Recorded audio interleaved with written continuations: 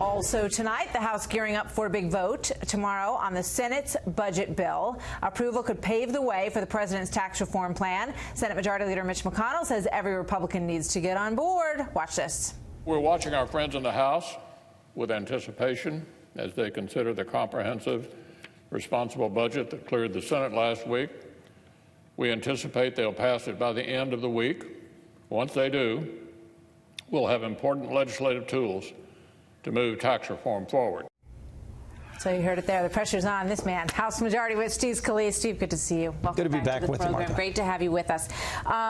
Can you get it passed on tomorrow? We're going to get it done, and this is really important as we begin to cut taxes for American families and rebuild the economy. And we're working very closely with President Trump, who's all in on making sure we get this win for the American people to go and rebuild the middle class. And cutting taxes for everybody is the best place to start. We've seen for years, we've complained about all these big companies moving tens of thousands of jobs overseas, good high-paying jobs. It's time to bring them back. Our bill will actually bring those jobs back, rebuild the middle class, and lower taxes for families. Let me ask you about passing the budget, because there is some suggestion that some of the sort of sticky wickets in the actual tax deal might bog down the passage tomorrow. And one of those is whether or not states will be able to deduct the state and local taxes from their federal taxes. This is an issue that affects 1/3 of all filers. They've had this benefit since 1913. Is that going to be taken away from places like New York, New Jersey, California?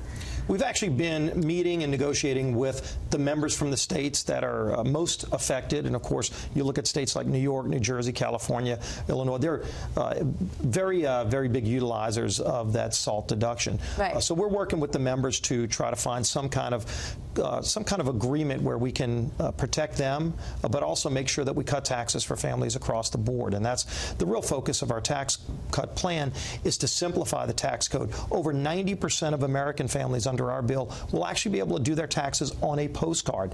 So just imagine what that means to families that don't have to go hire a CPA. I hear you. I just want to go back to that for just 1 second. Are you saying that you're getting closer to an agreement on that SALT issue and whether or not they'll still be able to enjoy that deduction? Are you getting closer on that? We've had a number of meetings, and we're going to have more meetings. That really is more focused on the tax reform bill. It's not a part of the budget. But is anybody looking for an assurance on that before they vote yes tomorrow? There are some members that I think would like to see it solved prior to voting on the budget, but we're not there. But we're still having good talks.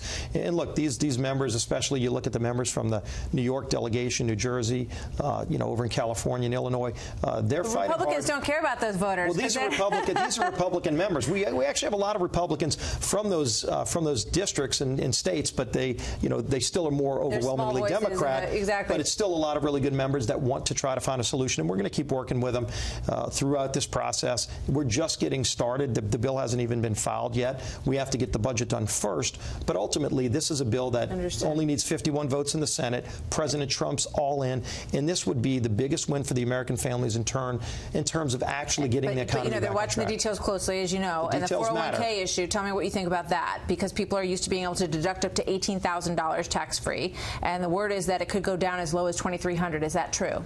I haven't seen the details because the bill hasn't been filed, but I know President Trump himself has weighed in on this. And look, this is an important benefit to so many middle-class families to invest in 401ks. Savings are a good thing. You want to encourage that.